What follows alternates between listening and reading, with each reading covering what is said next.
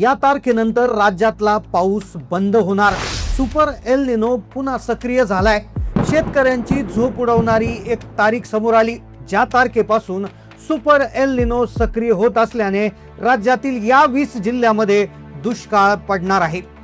सर्व शेतकऱ्यांसाठी एक अतिशय धक्कादायक बातमी आता समोर आलेली आहे। पहा, राज्यात सगळीकडे सध्या कमी अधिक प्रमाणात पाऊस सुरू आहे। काही ठिकाणी पावसाची तीव्रता इतकी वाढली की शाळा कॉलेज बंद करण्यात आल्या। दर्दी कोसळत आहेत, रस्ते जाम होत आहेत, पुलावरून पाणी वाहते, रेल्वे बस सेवा ठप्प झाल्यात। पण तेवढ्यात अरबी समुद्रात एक विचित्र घडामोड घडली आणि ज्याने सगळं चित्रच बदलून टाकले। जून महिन्यामध्ये पाऊस खूप कमी पडला होता, त्यावेळी चर्चा होती एल निनोमुळे दुष्काळ पडणार। पण जुलैच्या सुरुवातीला दमदार पाऊस आला, तेव्हा लोक म्हणाले हे दुष्काळाची बातमी खोटी होती।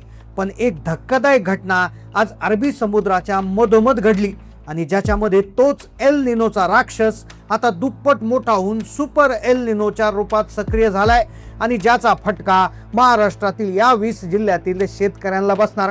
कारण की या तारखेनंतर राज्यातला पाऊस पूर्णपणे बंद होणार आहे। ज्या शेतकऱ्यांनी पेरण्या अजून केल्या नाहीत किंवा ज्यांच्या पेरण्या करून झाल्यात त्यांच्यासाठी ही तारीख आता अत्यंत महत्त्वाची आहे। खरं तर सुरुवातीला या बातमीवर कोणी भरोसा ठेवला नाही, कारण की सगळीकडे पाऊस सुरू आहे। ज्या ठिकाणी अजून झाला नाही ते शेतकऱ्यांना वाटते आपल्याकडे पाऊस येईल। पण सरकारने आता या गोष्टीची भीषण तीव्रता लक्षात घेऊन संपूर्ण राज्यातल्या सर्व लोकांना, शेतकऱ्यांना इशारा दिलाय की पाऊस पडत असेल तर पाणी जपून ठेवा। शेतकऱ्यांसाठी, शेतकऱ्यांच्या जनावरांसाठी अत्यंत महत्त्वाच्या सूचना देण्यात आल्या।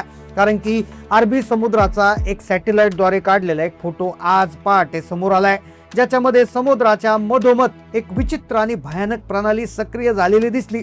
सुरुवातीला वाटलं होतं की या प्रणालीमुळे पाऊस वाढेल, पण घडलं उलटच। खरं तर याचं उदाहरण काल रात्री घडलंय।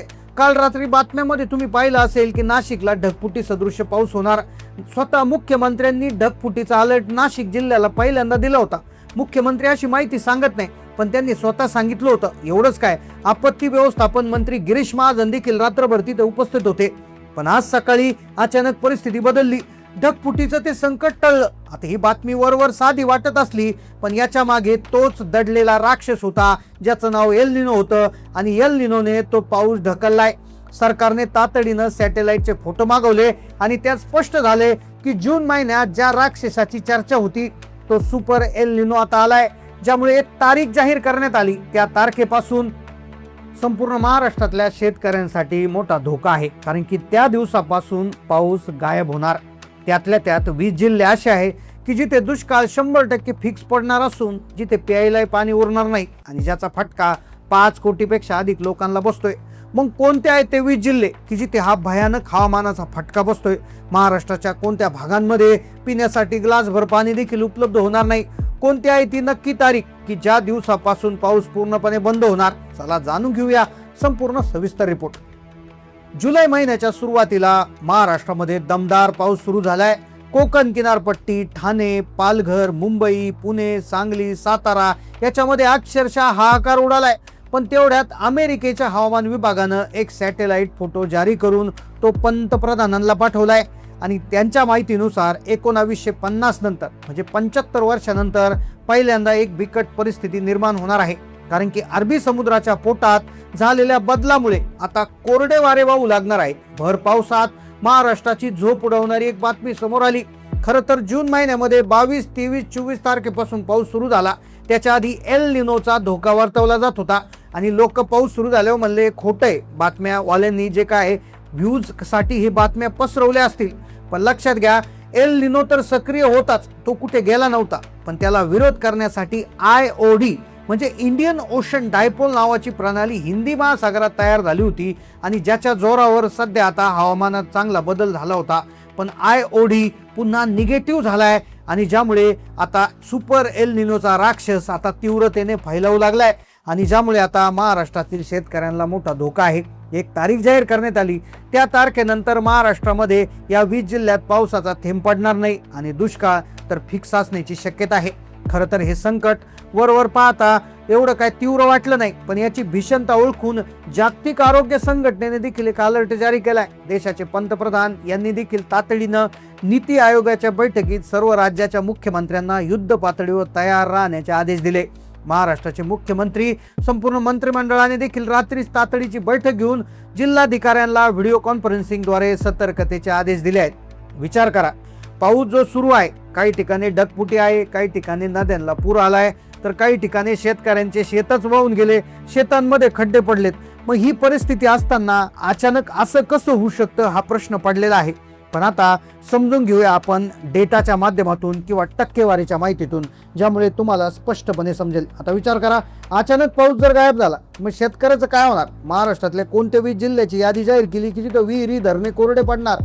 सगळ्यात महत्त्वाचा भागात आपण जाणून घेतो। पहा, आता हा एक जो अंदाज आहे हा केवळ अंदाज नाहीये, तर शेतकऱ्यासमोरचं अत्यंत कडू सत्य आहे। बघा, जूनमध्ये 92% पाऊस सांगितला होता, पण पडला किती? 60%, म्हणजे 32% पाऊस कमी झालेला आहे। हा मुद्दा इथं लक्षात घ्या।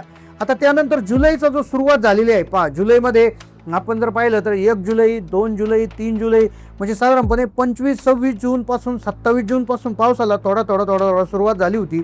पण जुलै जसा सुरू झाला तर संपूर्ण महाराष्ट्रभर पाऊस जो आहे तो सर्वदूर झालेला आहे, अशा पद्धतीची बातमी येत होती। पण खरं तर हा जो पाऊस होता हा फक्त कमी पद्धतीचा पाऊस होता। मग लोकांच्या आशा पल्लवित झाल्या होत्या आणि त्यामुळे लोकांना वाटलं होतं की आता जुलै महिन्यामध्ये सगळी तूट भरून निघेल। पण पहा, तेवढ्यात तो सुपर एल निनोचा राक्षस आता पुन्हा एकदा जागा झालाय आणि जो आता संपूर्ण महाराष्ट्राला दणका देणार। त्यामुळे शेतकऱ्यांसाठी सरकारने स्पष्टपणे सांगितलंय की ज्यांच्याकडे भरपूर शेती आहे त्यांनी शेतीतले पिकं घेण्यापेक्षा जनावरांचा चारा आणि पडलेल्या पावसाच्या पाण्याची साठवणूक करा, असं स्पष्टपणे सांगितलंय। आणि त्यामुळे सगळ्या शेतकऱ्यांसाठी ही महत्त्वाची सूचना देण्यात आली।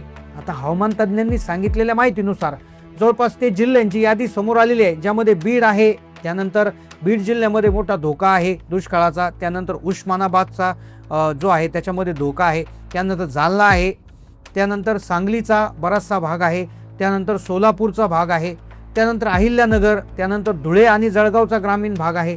तर इथे बऱ्यापैकी त्या ठिकाणी पावसाचं प्रमाण कमी होऊ शकतं।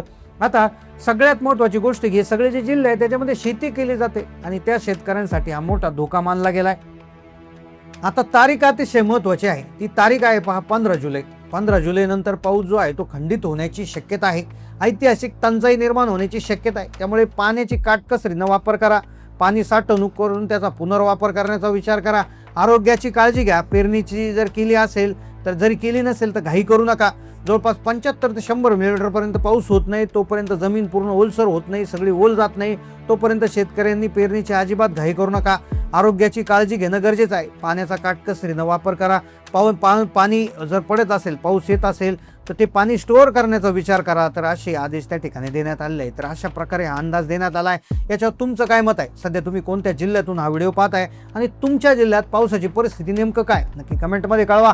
चॅनलला नवीन असेल तर सबस्क्राईब करा। धन्यवाद।